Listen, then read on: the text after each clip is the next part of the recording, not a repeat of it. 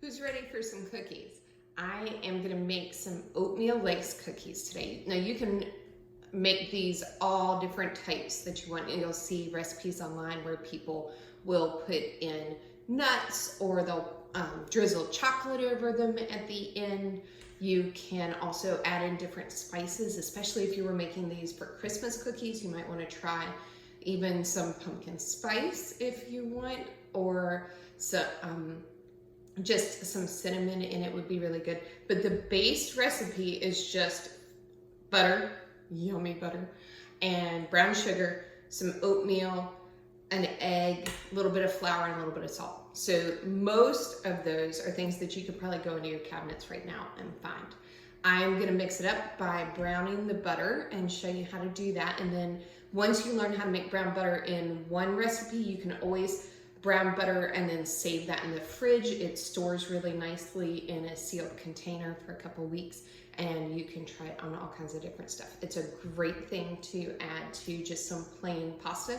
If you like Parmesan cheese and butter on noodles, make some brown butter, stick with the same noodles and the Parmesan, and it will kick it up a notch.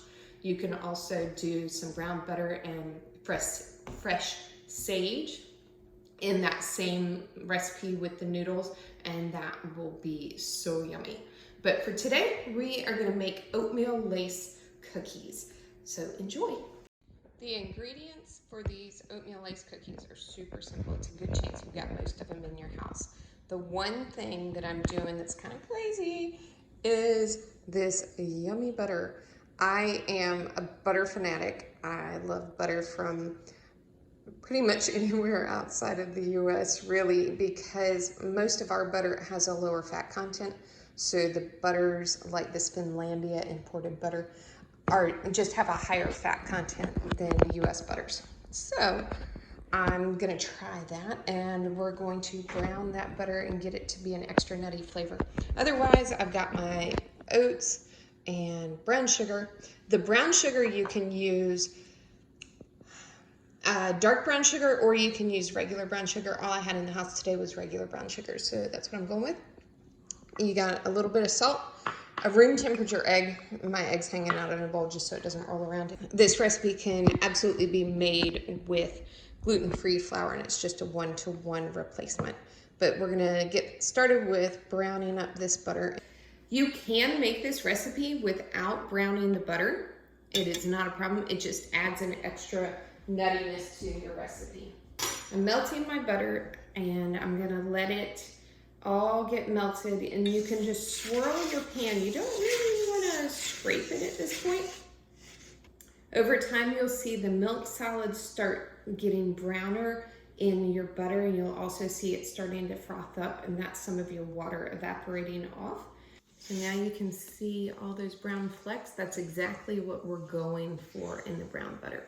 You wanna make sure you don't take it too far, because you can actually burn it, and that would be bad. So now I'm just gonna mix in my brown sugar, and make sure that you pack your brown sugar to get the right amount that you're supposed to have. And then this is just gonna melt together here. And if you need to, you can put this back on the stove. And really, you can make this recipe in a microwave if you want to, especially if you're like working with really young kids and they wanna help. But, oops, got some butter over the side. But really, this paste here is what you're looking for. And once this gets loosened up a little bit as it melts, I'm gonna put just a little bit of heat on it to help it melt up. And you'll notice that there is a little bit of the butter that just seems like it doesn't want to mix in. That's okay. That is not a problem. So this, and really I could just eat this whole bowl or skillet full of brown sugar and butter. Yum. I have the yummy brown sugar and butter all mixed together, and they're gonna go into a bowl. At this point, this mixture is still pretty hot, so if we put the egg into it, it would go ahead and cook it, which would be gross. Scrambled eggs and brown sugar and butter doesn't sound good to me. But before we worry about doing that, I can go ahead and put in the flour and the salt. So I'm gonna mix those up. It'll make sure any lumps are broken up and that the salt is mixed in nicely. And then that goes right into my butter and sugar mixture. It just gets all combined. And again, it's cooling down as we go. And at this point, you can also put in your vanilla. Like I've said before, I don't like to measure vanilla. And I like a lot of vanilla, so I always put in a little bit extra. Keep stirring that up, get it all mixed together. And then you can feel the outside of your bowl to see if it's starting to cool down enough. You might actually need to take a break, maybe get it some coffee or something to drink while this is cooling down. Like anything, you can just stir it and that'll help it cool down. But at this point, you should be looking like that. So my brown sugar and butter and flour are all in the bowl, and the outside of the bowl is nice and cool, so I know it's cool enough to go ahead and put my egg in. I like to make sure that I always crack my eggs into a different bowl than what I'm going to use, just in case you have problems with shells. So we're going to give it a whack. And toss the egg into the sink. And then pop that egg in. This will loosen up your batter dough. I don't really know what you call a whole bunch of sugar and a little tiny bit of flour. But this is going to loosen it up just a little bit. And you can see that goopiness of your egg, got it all nice and loose. And now my last thing to do, add in the oats and get scooping. At this point, you really just want to get your oatmeal all nicely coated. Get it all stirred up. And then I'm going to use a cookie scoop to make sure that my cookies are pretty uniform in shape. And then also you need a Silpat liner or some, what is that stuff called? Parchment paper. So you need something that you're going to bake your cookies on because they get really sticky. I mean, with all that sugar and butter in there, of course it's going to be sticky. So this is what your batter should look like. These cookies will spread out quite a bit, so you want to make sure you don't put too many of them on a cookie sheet together. I'm going to start my oven for 350s. You can go all the way up to 375. It'll give you really crispy edges on your cookies. These are going to be pretty much almost wafer thin cookies, and they will bake very quickly. But you can play with your oven and find the right temperature between 350 and 375. And then once your oven is preheated, you're gonna want to bake them for about 5 to 7 minutes. Again, you're gonna really have to watch the first couple of batches to see what works for your oven.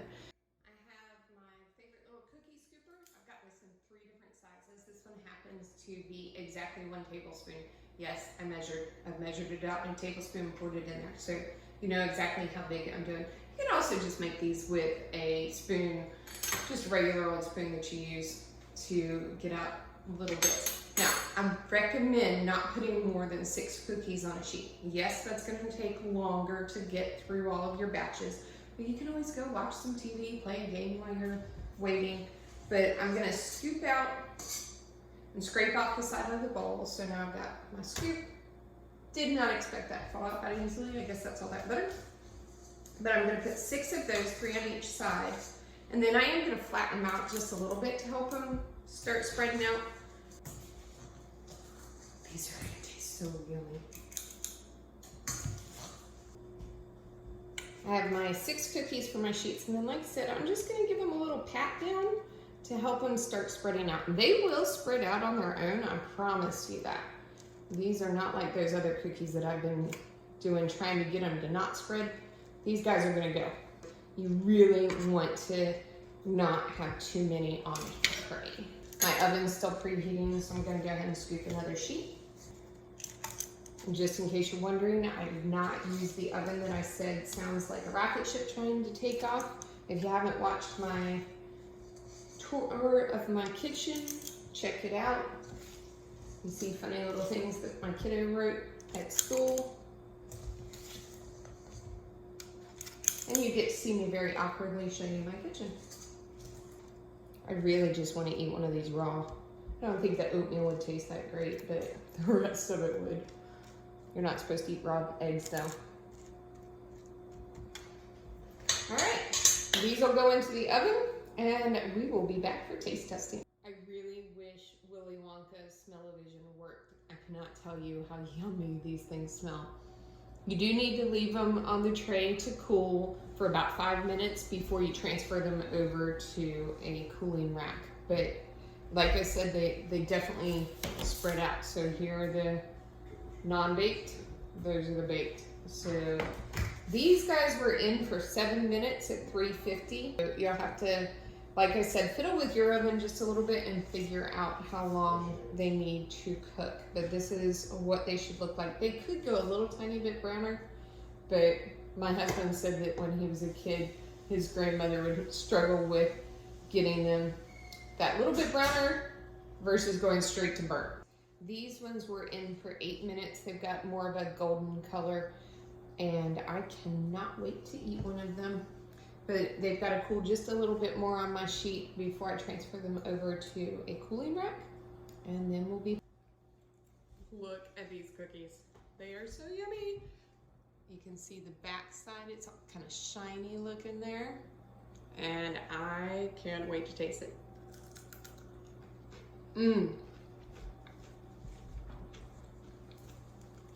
It gets really crispy, but also still has a little bit of bend to it.